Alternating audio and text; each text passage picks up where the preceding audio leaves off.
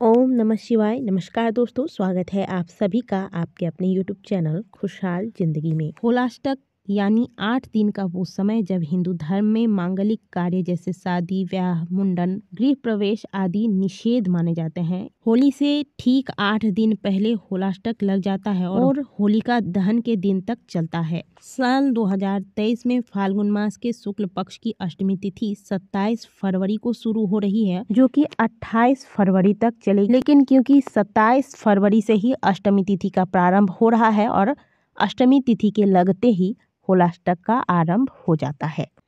7 मार्च फागुन महीने के पूर्णिमा तिथि पर होलिका दहन के साथ ही यह अशुभ समय समाप्त हो जाएगी और इसके बाद अगले दिन 8 मार्च को होली का त्योहार मनाया जाएगा। इस दौरान शादी, गृह प्रवेश, मुंडन संस्कार, जनेऊ संस्कार, कोई नया वाहन लेना, नया घर लेना, इस प्रकार के तमाम शुभ कार्यों पर रोक लगा दी जाती है, क्योंकि ज्योतिष शास्त्रों के अनुसार फाल्गुन मास के शुक्ल पक्ष की अष्टमी तिथि से पूर्णिमा तिथि तक सूर्य, चंद्रमा, शनि, शुक्र, मंगल, गुरु, बुध और राहु ये 8 ग्रह क्रमशः उग्र रहते हैं और इन 8 ग्रहों के उग्र रहने की वजह से जो भी मांगलिक कार्य किए जाते हैं इन पर नकारात्मक प्रभाव पड़ने का भय होता है। इसीलिए जितने भी प्रकार के शुभ व मांगलिक कार्य होते हैं इन पर रोक लगा दी जाती है। यदि आप हमेशा किसी न किसी परेशानी में घिरे रहते हैं, घर में हमेशा कलेश रहता है, हमेशा घर में कोई न कोई बीमार ही रहता है, या फिर आप स्वयं भी हमेशा अस्वस्थ रहते हैं, कार्य बनते बनते बिगड़ जाते हैं, घर में कोई लड़की है या फिर लड़का है जिनका विवाह तय नहीं हो पा रहा है, यानी कि कुल मिलाकर कहें तो आपको लग रहा है कि आपका स्वयं का या फिर आपके पूरे परिवार का समय सही नहीं चल रहा है, तो ऐसे में आपको होलाष्टक के नियमों का पालन अवश्य ही करना चाहिए। तो आज के वीडियो में हम जानेंगे कि होलाष्टक के नकारात्मक प्रभाव से बचने के लिए आपको क्या करना चाहिए। इस दौरान आपको क्या क्या कार्य है जो नहीं करने चाहिए। सबसे पहले तो जानते हैं कि 8 दिन जो है यह इतने अशुभ क्यों माने जाते हैं। ज्योतिष शास्त्र के अनुसार क्यों इन 8 दिनों को अशुभ माना गया है, क्यों शुभ कार्यों पर रोक लगा दी जाती है, ये तो हमने आपको बता दिया। अब इससे जुड़ी हुई हमारे धार्मिक ग्रंथों में जो होलाष्टक का वर्णन आता है, इसके अनुसार भक्त प्रहलाद जी महाराज के बारे में हम सभी जानते हैं, जिनके कारण भगवान श्री हरि विष्णु ने नरसिंह अवतार लिया था। कहते हैं कि राजा हिरण्यकश्यप ने बेटे प्रहलाद को फाल्गुन मास के शुक्ल पक्ष की अष्टमी तिथि से होलिका दहन तक कई प्रकार की यातनाएं दी थी।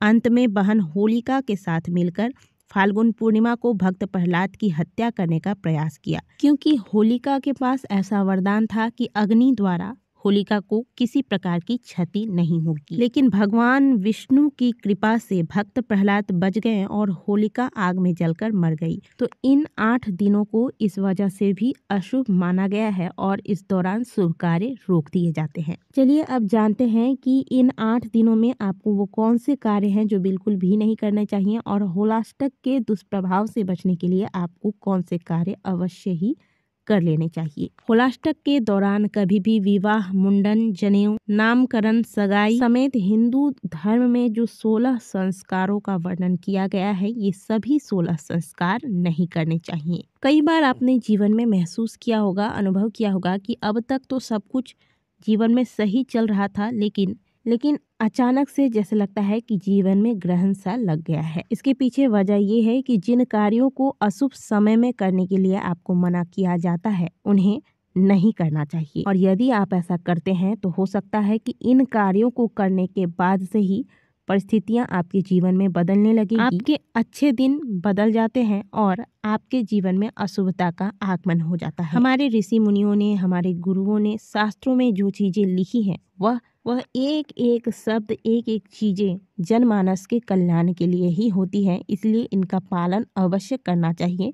हमारे खुद के लिए ये सही है। दूसरी बात, फाल्गुन मास के शुक्ल पक्ष की अष्टमी तिथि से लेकर पूर्णिमा तिथि तक कोई भी नए मकान के निर्माण का कार्य आरंभ न करें, बल्कि अगर आप रेंट पर भी रह रहे हैं और दूसरा मकान लेना चाहते हैं तो अष्टमी से लेकर पूर्णिमा तिथि तक आप रुक जाएं, इसके बाद ही आप नए घर देखने का आरंभ करें। साथ ही होलाष्टक के दौरान नए वाहन, नए प्लॉट, नया मकान या फिर कोई भी नई प्रॉपर्टी खरीदने से बचने की सलाह दी जाती है। साथ ही यदि आप नौकरी करते हैं और अगर आप जॉब बदलना चाहते हैं तो या तो आप होलाष्टक के पहले ये कार्य कर लें या होलाष्टक समाप्त होने के बाद इस कार्य को करें। और यदि ये बहुत ज़्यादा आवश्यक हो गई है तो ऐसे में आप अपनी कुंडली किसी अच्छे ज्योतिष को दिखाकर उनकी सलाह लें और फिर उस सलाह के अनुसार ही कार्य करें। जो भी नई नवेली दुल्हन है जिनका अभी अभी विवाह हुआ है वो अगर ससुराल से मायके जाना चाहती है या फिर मायके से ससुराल आना चाहती है तो, या फिर जो भी गर्भवती महिलाएं हैं या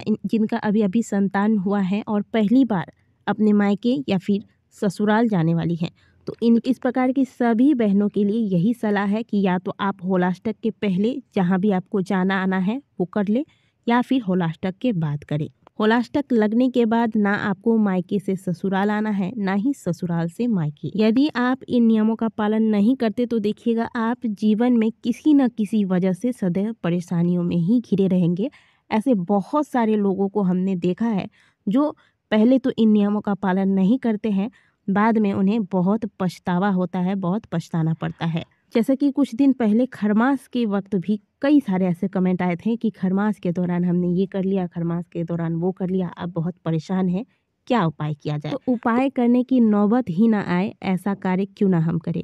जो चीज़ें हमें शास्त्रों में बताया गया है उनका पालन हमें अवश्य ही करना चाहिए। इन 8 दिनों में नकारात्मक शक्तियाँ बहुत प्रबल होती हैं, इसलिए इस दौरान स्त्रियाँ अपने बालों को बांध कर रखें। खास करके वो लड़कियां जिनका विवाह कुछ दिनों में होने वाला है या फिर नया नया विवाह हुआ है या गर्भवती महिला है या अभी अभी जिन्होंने संतान को जन्म दिया है, इस प्रकार की स्त्रियां अपने बाल को रात में खोलकर छत पे या फिर बाहर अंधेरे में ना जाएं। अब बहुत से लोगों की क्या आदत होती है कि शाम के वक्त कपड़े धोकर और फिर छत पर या फिर घर के आंगन में सूखने के लिए दे देती हैं और रात भर यह कपड़े बाहर में ही पड़े होते हैं।